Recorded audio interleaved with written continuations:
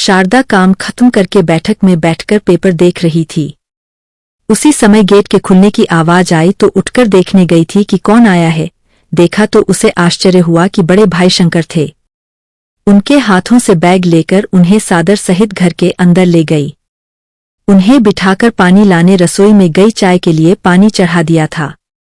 उन्हें पानी देने के लिए आते हुए सोच रही थी कि यह अचानक भाई क्यों आए होंगे। 3 महीने पहले घटी हुई घटना के बाद उसने सोच लिया था कि अब मेरा मायका नहीं रहा है, पर आज भाई अचानक।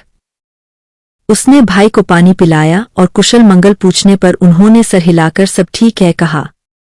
बात को आगे न बढ़ाते हुए रसोई में गई और चाय बनाकर भाई को दे दी। भाई ज्यादातर बातें कम ही करता था। वह खुद भी बात कम करती थी, इसलिए वातावरण शांत था। भाई के पसंद की सब्जी बनाने अंदर गई।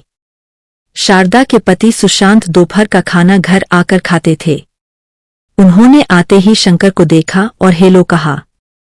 शारदा ने कहा खाना लग गया है, खाते हुए बातें कर लीजिए। दोनों खाने की मेज पर बैठ गए। शारदा खाना परोसने लगी।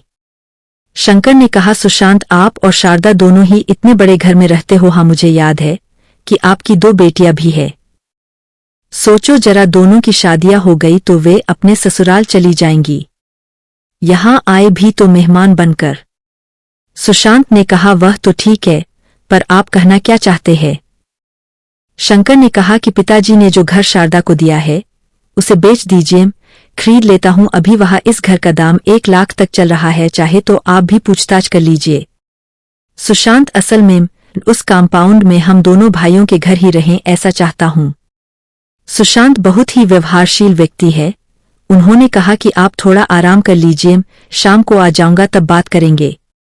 सुशांत के ऑफिस जाने के बाद शंकर ने शारदा से बात भी नहीं की और कमरे में आराम करने के लिए चले गए। शारदा को खाना खाने की इच्छा नहीं हुई, इसलिए सब कुछ समेटकर अपने कमरे में अपनी पसंदीदा जगह खिड़की के पास बैठकर बाहर देखने लगी और पुरानी यादों में खो गई थी। शारदा के पिता एक छोटे से गांव में काम करते थे।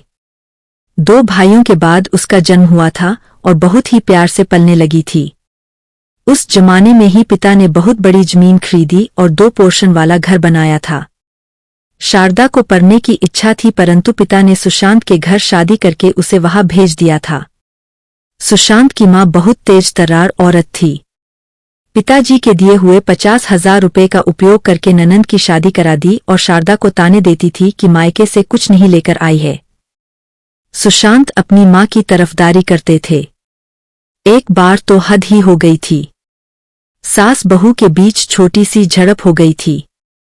सास और सुशांत ने उससे कह दिया कि अपने घर चली जाए, यहां रहने की कोई जरूरत नहीं है।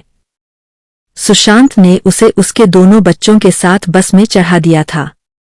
जब वह मायके पहुंची तो सबसे पहले सब खुश हो गए और बच्चों के साथ खेलने लगे। मां ने मुझसे पूछा कि शारदा बेटा तुम मायके आई हो, इसकी हमें बहुत खुशी हुई है, परंतु यह अचानक कैसे आ गई है? ना चिट्ठी पत्री ना कोई खबर की है। शारदा ने मां को सारी बातें बता दिया था।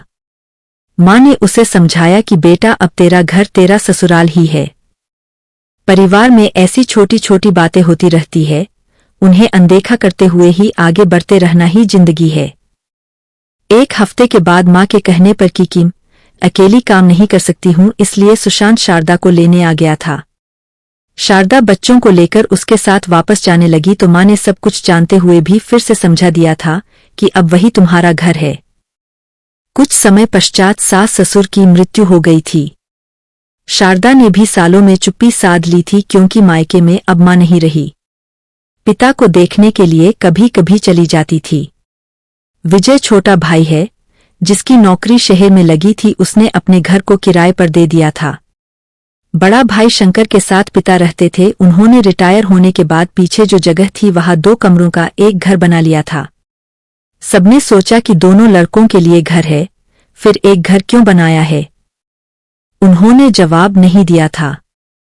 3 महीने पहले की बात थी कि शारदा के बड़े भाई ने उसे खबर भेजा कि पिताजी की तबीयत बहुत खराब है, तुम्हें याद कर रहे हैं, जल्दी से आ जाओ।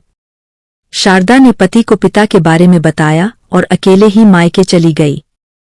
वह जैसे ही पिता के घर पहुंची तो जैसे पिता उसका ही इंतजार कर रहे थे। उसको देखा और कुछ इशारों में कहना चाहा। बड़े भाई ने कहा कि आप निश्चिंत रहिए, आपके बाद भी शारदा यहाँ आती जाती रहेगी। पिताजी की उम्र हो गई थी। उनकी मृत्यु उसकी आंखों के सामने ही हो गई थी।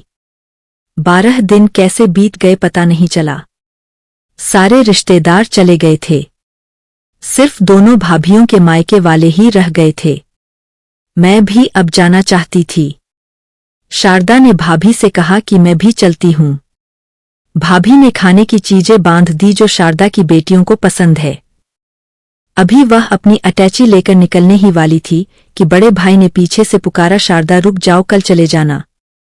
शारदा को समझ में नहीं आया कि आज क्या है। कुछ ही देर में बड़ा भाई किसी को साथ लेकर आया और घर में सबको एक जगह बैठने के लिए कहा। सब बच्चे आकर बैठ गए। बहुओं के मायके वाले बाहर खड़े होकर अंदाजा लगा रहे थे कि शंकर वकील को साथ लेकर आया है, क्या होने वाला है। वकील ने सभी बच्चों के समक्ष एक सील किया हुआ कवर निकाला और सबको पढ़कर सुनाया कि पीछे जो नया घर बना है वह शारदा के नाम पर है। जायदाद के नाम पर यह बड़ा घर आप दोनों के नाम, मां के जेवर तीनों को बराबर बांटा गया है। वकील के जाते ही बहुओं ने शारदा को ताने मारना शुरू कर दिया था कि शादी के समय दहेज और गहने दिए थे, अब फिर से हिस्से में आ गई है। शंकर ने पीछे वाले घर के पेपर शारदा के हाथ में रख दिया और कहा, थोड़े दिनों में जेवर भी भेज देंगे। शारदा घर से बाहर आ रही थी, किसी ने उससे बात नहीं किया। शारदा की लड़कियों के लिए भाभी ने जो कुछ भी बनाया था उसे देना वे भूल गई थी शायद। इस घटना को घटे 3 महीने हो गए हैं और आज शंकर उनके घर आया है। कॉफी की सौंधी सी महक से उसके पैर बरबस ही रसोई की तरफ बढ़े। वहां छोटी बिटिया माधवी ऑफिस से आकर कॉफी बना रही थी। मां को देखते ही कहा, आज बड़े मामाजी अचानक हमारे घर आए हैं, रास्ता तो नहीं भूल गए हैं। नाना जी की वसीयत के बाद वहां से कोई खबर नहीं थी। शारदा कुछ कहती उसके पहले ही सुशांत ऑफिस से शारदा कहते हुए आ गए थे। शंकर भी सोकर उठ गए थे। सुशांत की आवाज सुनकर बैठक में आ गए थे। शारदा ने दोनों को चाय दिया था क्योंकि वे दोनों शाम को चाय ही पीते थे। सुशांत ने कहा कि मैंने ऑफिस के लोगों से पता लगवाया है कि वहां 1 लाख से ऊपर घर बिक रहे हैं। वह पैसा आ जाएगा तो शारदा के अकाउंट में डाल दूंगा, जरूरत पड़ने पर उपयोग में ला सकते हैं। शंकर ने कहा, ठीक है, मैं घर जाकर सारे प्रबंध कर देता हूं। 1-2 हजार ज्यादा चले भी गए तो क्या है, बहन ही को मिलेंगे है ना शारदा। शंकर बहुत ही खुश था। उसने कहा, थैंक यू सुशांत, डर रहा था कि तुम मानोगे कि नहीं। माधवी अंदर कमरे से आई और कहा, घर मां के नाम पर है, नाना जी ने उन्हें दिया है। आप दोनों को नहीं लगता है कि उससे भी एक बार पूछे कि वह क्या चाहती है। मायका का घर मां का नहीं है और ससुराल का घर मां का नहीं है। उसे काटते हुए सुशांत ने कहा, माधवी यह घर मां का ही तो है। वाह पापा, हम जब छोटे थे तो आपने मां यह कहकर नाना जी के घर भेज दिया था कि यह घर तुम्हारा नहीं है। वहां नानी ने बताया कि यह घर तुम्हारा नहीं है बेटा, तुम्हारा ससुराल ही तुम्हारा है। आज जब उनका अपना घर है तो आप उनसे बिना पूछे उसे बेचने की बात कर रहे हैं। आज की लड़की माधवी ने मां की तरफ मुड़कर कहा, मां जहां जरूरत है वहां तो कुछ बोल दिया करो, आप चुप कैसे रह सकती है। मामाजी और पापा, वह मां का घर है, उसे वह नहीं बेचेगी। क्यों मां, मैं ठीक कह रही हूं। माधवी की बातें सुनकर शारदा की आंखें खुशी से चमक गई और आंखों में खुशी के आंसू आ गए और उसने हाँ में सर हिलाकर अपनी मर्जी बता दिया। शारदा ने मन ही मन सोचा कि हाँ, अब शारदा का घर नहीं बिकेगा। अगर आपको ये कहानी पसंद आए तो प्लीज लाइक, शेयर और सब्सक्राइब जरूर करें।